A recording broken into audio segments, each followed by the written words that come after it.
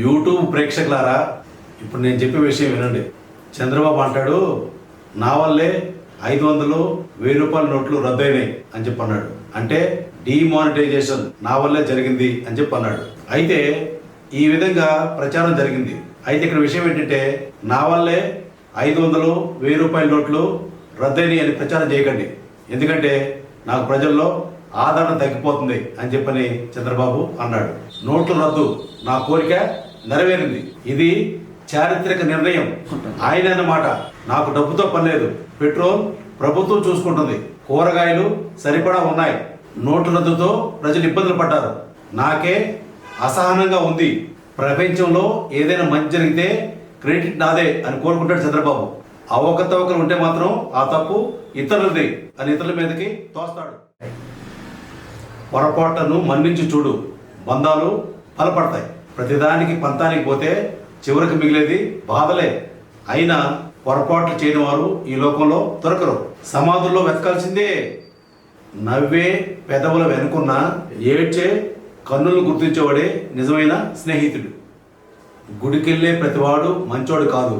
బార్కెళ్ళే ప్రతివాడు చెడ్డోడు కాదు. సంపాదిస్తూ బంధువులను దూరం చేసుకునే వాళ్ళు ఒకప్పుడు. ఇప్పుడు ఆ సంపాదించింది దాచుకోవడం కోసం బంధువుల్ని వెతుక్కుంటున్నారు. నా స్నేహితుడు కన్నీళ్ళను చూస్తే నా చిరునవ్వుని మర్చిపోతాను. నిద్రపోయిన ప్రధానమంత్రిని చూసింది ఈ దేశం, అదే దేవే గౌడ. మాట్లాడలేని ప్రధాని చూసింది ఈ దేశం, అదే మన్మోహన్ సింగ్. ఇప్పుడు నిద్ర లేకుండా చేస్తున్న ప్రధాని కూడా చూస్తుంది, అదే నరేంద్ర మోదీ.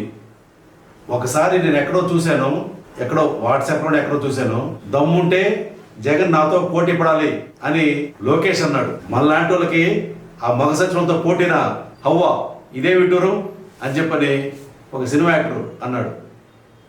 స్నేహం చేయటమే నీ బలహీనత అయితే ప్రపంచంలో నీకన్నా బలవంతుడు ఇంకొకడు ఉండడు.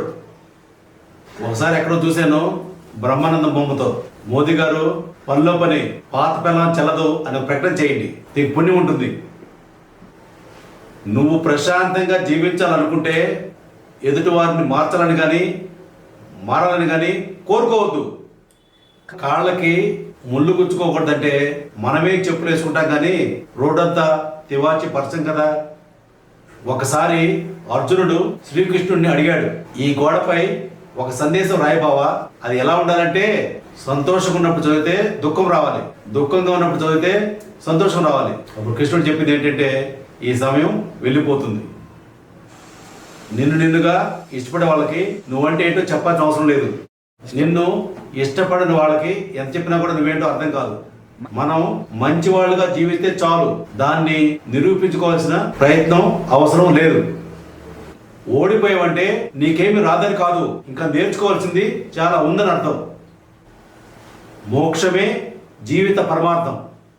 దాచిపెట్టిన ధనం భూమి పాలు, అందమైన ఈ దేహం అగ్ని పాలు, అస్థికులన్నీ గంగ పాలు, ఈ జీవం యముని పాలు, కొడుకు వండిన కూడు కాకి పాలు. మన వస్తువులు ఎవరి పాలో తాను చేసిన దాన ధర్మం పుణ్యం మాత్రమే తన పాలు. మగాడు చాలా విచిత్రమైన వాడు. గుడిలో ఉన్న దేవతని పూజిస్తాడు, ఇంట్లో ఉన్న భార్యని వేధిస్తాడు. గుడిలో ఉన్న దేవతే ఇంట్లో ఉంది అని తెలుసుకునేసరికి ఇంట్లో ఉన్న దేవత గుడిలోకి చేరిపోతుంది. దేని విలువ కూడా ఉన్నప్పుడు తెలియదు, ఉన్నప్పుడు తెలుసుకున్న వాడే గొప్పవాడు. సామాన్యుడి దగ్గర నల్లధనం లేనప్పుడు నోట్లు రద్దు విషయంలో సామాన్యుడు ఎందుకు ఇబ్బంది పడాలి అని ఒకప్పుడు ఢిల్లీ చీఫ్ మినిస్టర్ అరవింద్ కేజ్రీవాల్ అడిగిన ఒక ప్రశ్నకు ఒక సైనికుడు ఈ విధంగా సమాధానం చెప్పాడు, నాకు పాకిస్తాన్ సైనికులతో ఎలాంటి శత్రుత్వం లేదు, మరి నేనెందుకు నా జీవితాన్ని నాశనం చేసుకోవాలి అని అన్నాడు. మనిషికి గొప్ప ఆభరణం వ్యక్తిత్వం. ఆ వ్యక్తిత్వం విలువ మన జీవన విధానాన్ని మార్చేస్తుంది. అలాంటి వ్యక్తిత్వాన్ని కోల్పోతే సర్వం కోల్పోయినట్లే. అందుకు ఆ విలువని ఎప్పుడు చేజార్చుకోకు. భారతదేశంలో కనీసం 50 లక్షల పైన జ్యోతిష్యులు ఉంటారు.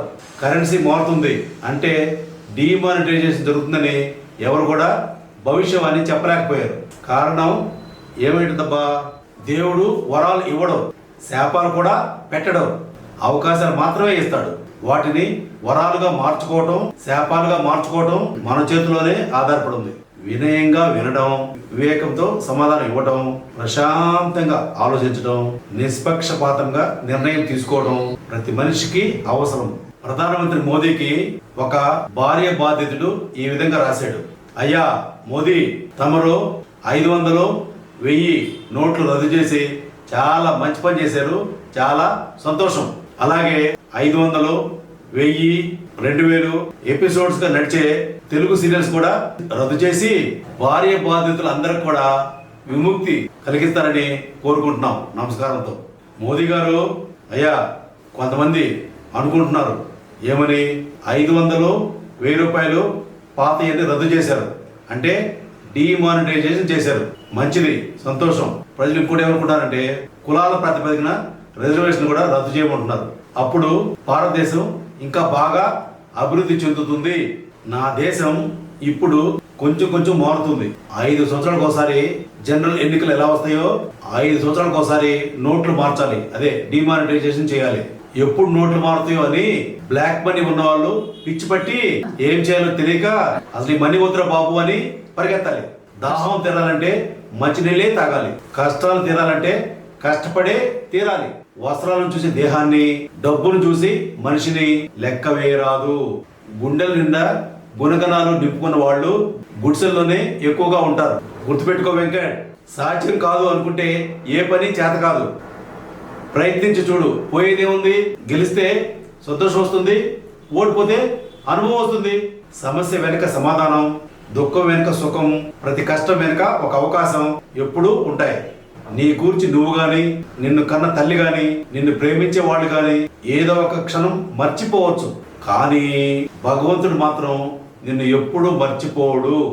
పాజిటివ్ గా ఉంటే శబ్దం సంగీతం అవుతుంది, కదలిక నాట్యం అవుతుంది, చిరునవ్వు హాస్యం అవుతుంది, మెదడు ధ్యాన మందిరంగా మారుతుంది, జీవితం సంబరంగా ఉంటుంది. ఓ మిత్రమా, తెలుసుకో, ప్రతి సమస్యకి ఒక పరిష్కారం ఉంటుంది, ప్రతి నీడకు ఒక వెలుగు ఉంటుంది, ప్రతి బాధలో ఒక ఓదార్పు ఉండే ఉంటుంది. విశ్వాసం కోల్పోకుండా ప్రయత్నం చేయటం మరవద్దు. మనిషికి గొప్ప ఆభరణం వ్యక్తిత్వం. ఆ వ్యక్తిత్వం విలువ మనిషి జీవన విధానాన్నే మారుస్తుంది. అలాంటి వ్యక్తిత్వాన్ని కోల్పోతే సర్వం కోల్పోయినట్లే. అందుకే ఆ విలువను ఎప్పుడు చేజార్చుకోవద్దు. బతికే ప్రతి క్షణం మనల్ని ప్రేమించే వాళ్ళతో బ్రతకటమే జీవితం. ఎందుకంటే మనం మరణించాక కూడా ఈ జీవితమే వారికి జ్ఞాపకం.